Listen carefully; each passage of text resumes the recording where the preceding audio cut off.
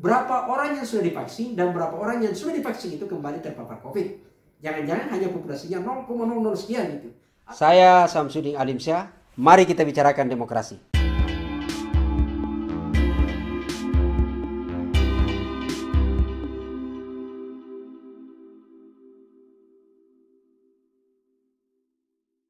Assalamualaikum warahmatullahi wabarakatuh. Sobat sekalian, kita jumpa lagi di channel Ustadz Demokrasi. Sobat sekalian, edisi kita kali ini adalah berkaitan dengan soal vaksin. Kita tidak akan membahas soal kualitas masing-masing vaksin. Ada banyak vaksin sebenarnya. Ada Sinovac, ada AstraZeneca, dan ada banyak vaksin yang lainnya. Bahkan katanya dalam waktu dekat ini akan masuk juga bantuan vaksin dari Amerika gitu ya. Walau gitu. Tapi kita tidak akan membahas berkaitan dengan soal masing-masing kelebihan dari jenis vaksin itu. Termasuk juga kita tidak akan membahas soal kipi atau kipinya yang biasa timbul dalam vaksin. Tapi yang kita akan bahas adalah, saya akan membatasi pembahasan ini berkaitan dengan soal kebijakan pemerintah dalam program vaksin di masyarakat gitu ya. Ini yang perlu kita lihat, karena seperti permintaan dari netizen yang coba menghubungi langsung kepada saya, ternyata mereka melihat bahwa ada gejala di publik sekarang ini pemerintah mulai tidak terkendali, seolah-olah memaksakan vaksin kepada warga dengan baik yang cara memaksanya itu halus sampai kemudian yang agak kasar gitu ya. Itu kita lihat. Sobat sekalian, kalau kita lihat memang sekarang ini sebenarnya ada banyak hal yang perlu kita kritisi. Bukan kita tidak setuju vaksin, itu soal sebentar kita akan bahas. Tapi yang kita akan bahas adalah berkaitan pada kebijakan pemerintah dalam rangka mensukseskan vaksin yang seolah-olah mulai menempuh jalur pintas supaya targetnya bisa terpenuhi. Yakni adalah bahasa politisnya, pemerintah sudah mulai menggunakan ancaman kepada masyarakat supaya menggunakan vaksin. Caranya adalah yakni baik yang halus dengan sampai kepada kasar dengan ancaman denda. Yang halus itu misalnya adalah membuat persyaratan macam-macam gitu ya. Lalu kemudian sampai bahkan kemudian ancaman denda, dan denda itu kemudian juga agak beragam. Bahkan sebenarnya di beberapa daerah itu kemudian menjadi aneh karena sampai kemudian ada yang mudah-mudahan tafsiran sendiri ya, sampai akan menyebut bahwa ada ancaman kurungan dan macam-macam. Sobat sekalian, soal program vaksin ini sebenarnya memang sudah diatur dalam peraturan presiden nomor, kalau tidak salah gitu ya, jadi ini sudah diatur dalam peraturan presiden. Coba pause dulu. Sobat sekalian, jadi berkaitan dengan aturan vaksin ini sebenarnya memang sudah diatur dalam peraturan presiden Perpres nomor 6 tahun 2001 ya, kalau tidak salah gitu ya. Itu kemudian adalah revisi dari perubahan dari Perpres sebelumnya 99 tahun 2020. Di mana dalam Perpres tersebut memang kemudian ada banyak aturan yang di sana dalamnya mengatur sanksi kepada warga kita gitu ya.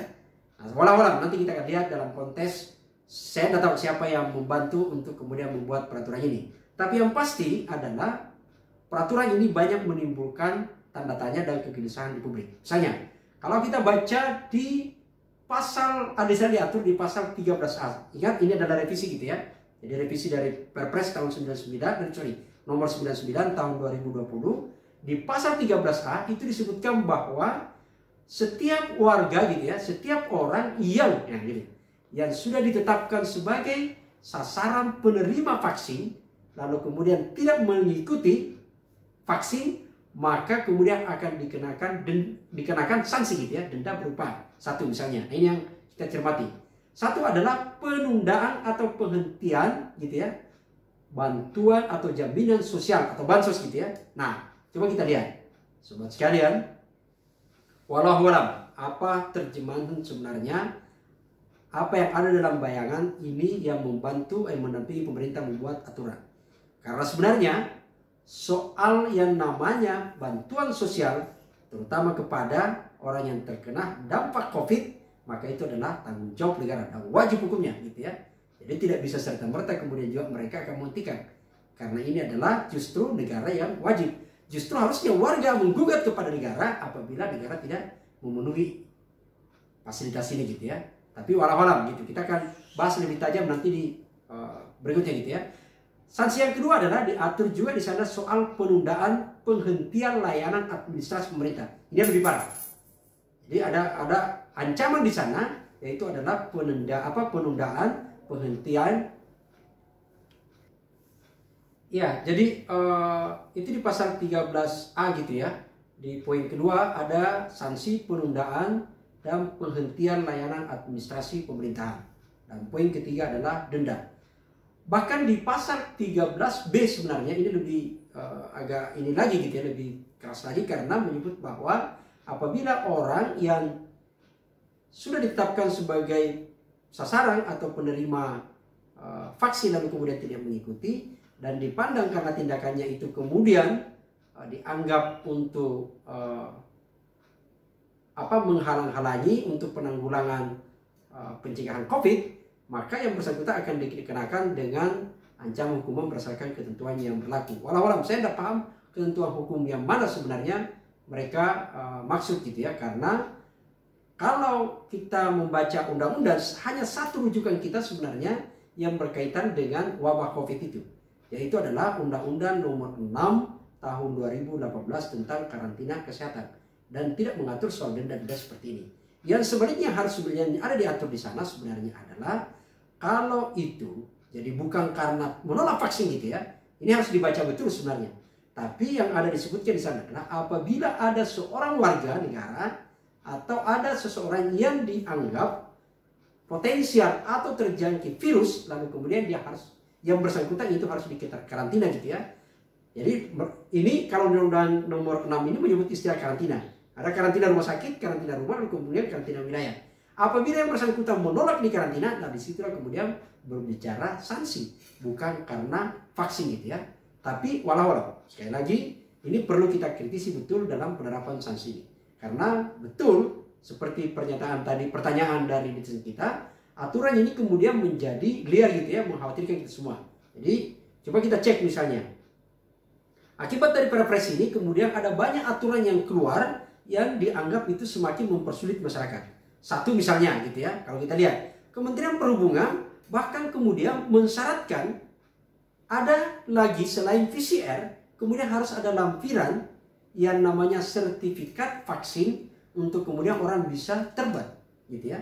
Bahkan juga Gorontalo, jadi Provinsi Gorontalo juga sudah menerapkan bahwa orang yang akan masuk ke sana atau keluar itu harus berlaku yang namanya sertifikat vaksin. Padahal kita tahu yang berlaku PPKM darurat saja itu sebenarnya adalah hanya Bali dan Jawa gitu ya. Tapi walau hanya saja ini mau soal PPKM darurat atau tidak, yang akan kita kritisi adalah berkaitan pada sanksi ini. Apa relevansinya antara sertifikat vaksin dengan pelayanan publik? Tapi faktanya itu kita lihat. Jadi mulai akibat dari peraturan presiden ini kemudian menjadi liar di lapangan dan banyak ditafsirkan. Bahkan ada beberapa daerah yang kemudian justru menerapkan bukan hanya soal perjalanan keluar, tapi termasuk mensyaratkan ketika bagi pegawai akan menerima gaji. Ini menurut saya justru walau apa yang ada pikirannya pemerintah kita sampai kemudian menggunakan ini sebagai bagian prasyarat yang sebenarnya tidak ada korelasinya gitu ya. Ini kan sebenarnya adalah jalan pintas saja supaya orang ini kemudian masuk melaksanakan vaksin. Mengabaikan tanpa kemudian berpikir apakah betul orang ini sadar akan manfaat vaksin atau tidak.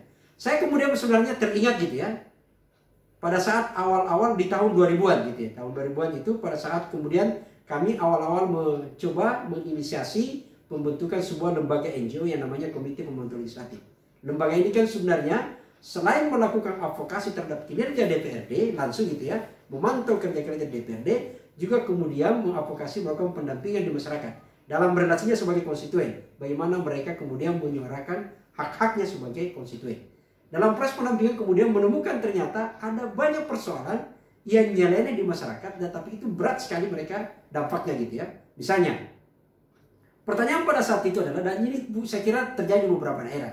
Penelitian kami pada saat itu justru itu di Makassar, tapi saya yakin terjadi di beberapa daerah dan sampai hari ini beberapa daerah masih berlaku gitu ya. Ini adalah jalan pintas yang digunakan oleh pemerintah. Misalnya, kalau di sana misalnya, kenapa kemudian kita temukan ada banyak warga yang tidak bisa mengurus, belum memiliki KTP, Karena ternyata salah satu prasyarat untuk bisa mengurus KTP adalah selain harus ada rekomendasi dari RT gitu ya, dari RT, RW kalau di desa ada lingkungan, di kota ada kemudian atau di desa ada dusun gitu ya. Itu kemudian juga adalah harus dilampirkan bukti gitu ya. Surat pembayaran, surat keterangan atau bukti pembayaran pajak PBB lunas gitu ya. Itu dilampirkan. Sementara kita tahu bahwa ada banyak sekali warga di kota yang sebenarnya adalah tinggal di rumah kos atau tinggal di rumah orang lain yang bukan rumah tinggal milik pribadinya. Sehingga tentu beban untuk membayar pajak bukan di yang bersangkutan, tapi itu kemudian dipersyaratkan. Bukan persoalan karena bukan rumah pribadinya, tapi memang sebenarnya adalah tidak ada relevansi antara soal pelayanan administrasi KTP dengan pembayaran pajak. Pembayaran pajak PBB sebenarnya adalah wilayah sendiri yang menjadi menjadi tugas pemerintah untuk menagih kepada masyarakat, kepada warganya, dan bagi apabila itu sukses gitu ya, maka sebenarnya pejabat di desa, pejabat di lurah, pejabat pemerintah itu kemudian mendapatkan namanya insentif upah pungut. Jadi sebenarnya di situ. Tapi kemudian faktanya adalah banyak kemudian pemerintah yang mengambil jalan pintas. Seperti itulah vaksin saya kira gitu ya. Yang kemudian akhirnya menggunakan vaksin ini sebagai syarat supaya orang bisa menggunakan, supaya berbondong-bondong masuk menjalankan atau kemudian masuk vaksin. Padahal yang menjadi penting sebenarnya adalah bagaimana pemerintah melakukan edukasi. Tidak kemudian yang terjadi sekarang ini, tanda petik bisa kita anggap ini pemerintah selain melakukan jalan pintas juga melakukan sekaligus pembodohan kepada publik. Karena ini adalah berkaitan pada saat bersamaan soal ada vaksin yang sebenarnya justru haknya masyarakat untuk menerima vaksin gitu ya. Tapi kemudian juga pada saat yang bersamaan kewajiban pemerintah memberikan pelayanan publik. Ingat, misalnya kita lihat, apa sih sebenarnya itu vaksin sih sebenarnya? Kalau kita baca dari berbagai referensi dan penjelasan beberapa dokter dan juga yang selama ini banyak dikampanyekan, vaksin ini kan sebenarnya hanyalah salah satu ikhtiar gitu ya, untuk yang dilakukan kepada seseorang untuk menjaga kekebalan tubuhnya dalam menghadapi virus COVID-19 gitu ya. Vaksin itu penting untuk kemudian menambah kekebalan tubuh kita. Itu artinya apa? Manfaat dari vaksin itu adalah sangat individual sebenarnya. Dampaknya sangat individual. Sebagai saya misalnya penerima vaksin, maka yang bertambah kekebalan tubuh saya adalah saya sendiri dan bukan orang lain yang tidak menerima vaksin. Tapi kemudian kalau relasinya di situ, maka apakah kemudian saya sebagai penerima vaksin itu dinyatakan sudah tidak bisa terpapar COVID? Bukan jaminan. Dan juga apakah saya sebagai penerima vaksin tidak akan membawa virus kepada orang lain? Juga bukan jaminan. Yang pasti adalah kekebalan tubuh saya bertambah untuk kemudian ada modal untuk melawan virus COVID. Saya punya daya tahan tubuh untuk menghadapi COVID. Saya misalnya kalau saya penerima vaksin gitu loh. Nah dalam konteks itu maka pertanyaan besarnya adalah kalau demikian apa hubungannya sebenarnya kalau dimasukkan sebagai prasyarat perjalanan. Padahal sebenarnya baik orang penerima vaksin maupun tidak penerima vaksin tidak ada jaminan bahwa tidak ada relevansinya untuk menyatakan mereka akan membawa virus. Yang penting sebenarnya adalah dalam konteks perjalanan, yakni memastikan bahwa yang bersangkutan itu adalah tidak terpapar virus, tidak membawa virus. Dalam konteks itu maka bukan vaksin sertifikat, vaksin jawabannya. Karena itu tadi penjelasannya. Jawaban dalam konteks supaya tidak membawa virus atau tidak terpapar virus adalah, maka jawabannya adalah berada pada PCR atau antigen gitu. Yang selama ini banyak berlaku gitu. Tidak kemudian menambah-nambah lagi aturan soal vaksin. Sama juga soal tadi adalah soal penundaan, soal penerimaan gaji. Apa hubungannya antara vaksin dengan menerima gaji? Apakah tidak ada cara lain sebenarnya, cara supaya kemudian, kan targetnya sederhana, supaya seluruh pegawai itu ikut vaksin gitu ya. Ya sudah, Anda melakukan sosialisasi bahwa Anda itu adalah contoh kepada masyarakat, patron gitu ya, maka Anda harus memperlihatkan contoh yang baik supaya Anda lebih duluan divaksin gitu. Dan ada tentu etika yang di sana berbicara sebagai birokrasi. Tidak kemudian memperalat sertifikat vaksin ini. Sama juga kepada masyarakat yang lain gitu ya, terutama kepada masyarakat gitu ya. Ketika misalnya tadi menghilangkan haknya untuk mendapatkan bansos. Ini bahkan menurut saya adalah pelanggaran jadi yang nyata gitu ya. Termasuk ketika menunda atau menghentikan hak publik untuk mendapatkan layanan publik, layanan pemerintah. Karena sekali lagi tidak ada relevansi. Misalnya kita ambil analogi, saya akan mengurus misalnya untuk bagaimana mendapatkan listrik. Apa urusannya kemudian kalau saya harus membawa sertifikat vaksin? Tidak ada relevansinya. Bahwa yang harus saya lakukan kalau saya ke kantor PLN, atau saya ke PDAM, atau saya ke Capil, atau saya ke pelayanan publik yang lain, saya harus menggunakan protokol kesehatan. Saya harus pakai masker, saya harus pakai kaos tangan, dan saya harus pastikan bahwa saya tidak dalam posisi yang terpapar COVID. Itu wajib hukumnya supaya tidak membawa virus yang lain. Soal vaksin bukan di situ relevansinya. Jadi bagi saya adalah sama tadi analoginya antara PBB atau pembayaran pajak dengan mengurus KTP. Sanksi itu penting gitu ya, bahwa hukum memang dibuat itu harus dalam posisi dipastikan implementatif. Dan salah satu kekuatan hukum itu kan sebenarnya adalah efektif kalau ada sanksi. Tapi sanksi yang tepat dan tidak kemudian mengada-ada. Jadi jangan kemudian serta-merta orang yang belum divaksin atau orang ini itu kemudian dianggap bahwa mereka tidak setuju dengan vaksin. Saya kira ini adalah tantangan pemerintah untuk terus melakukan edukasi kepada publik bahwa vaksin itu penting gitu ya. Bukan kemudian menyertai ancaman denda dan macam-macam gitu. Karena bagi saya itu adalah bisa menjadi persoalan lain karena juga bertentangan dengan aturan atau tanggung jawab negara dalam konteks yang lain gitu ya. Saya adalah bukan orang yang dalam posisi untuk melawan vaksin gitu ya. Dan bahkan saya setuju dengan vaksin, tapi saya tidak setuju dengan cara-cara yang melakukan ancaman kepada publik. Apalagi WHO pun tidak mensyaratkan itu. Kalaupun sekarang ini populasi warga yang mengikuti vaksin itu masih rendah, jangan kemudian direspon dengan ancaman. Tapi jadikanlah ini sebagai tantangan oleh pemerintah untuk kemudian melakukan terus edukasi, meyakinkan publik bahwa vaksin adalah sebuah kebutuhan gitu ya. Bahwa kemudian ada pertanyaan, seperti dari awal kita jelaskan, publik ragu karena COVID terus saja melonjak, lalu kemudian di saat vaksin juga gencar gitu ya. Inilah tantangan pemerintah untuk menjelaskan kepada publik dengan menyajikan data-data. Misalnya, emang berapa sih sebenarnya orang yang sudah divaksin dan orang yang terpapar COVID gitu? Berapa orang yang sudah divaksin dan berapa orang yang sudah divaksin itu kembali terpapar COVID? Jangan-jangan hanya populasinya 0,00 sekian gitu.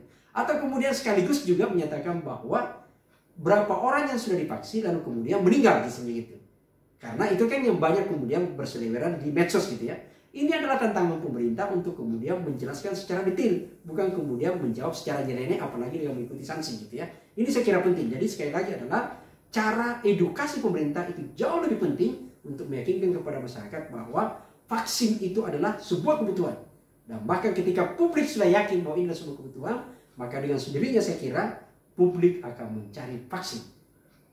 Dan saya takutkan adalah kalau publik sudah sadar bahwa vaksin itu penting, justru pemerintah kewalahan untuk menyediakan vaksin. Jadi sanksi itu tidak perlu lagi macam-macam gitu. Sehingga kemudian apa-apa nanti publik akan melihat bahwa posisi sekarang ini negara semakin otoritarian. Padahal ini adalah niat yang baik tapi cara yang keliru.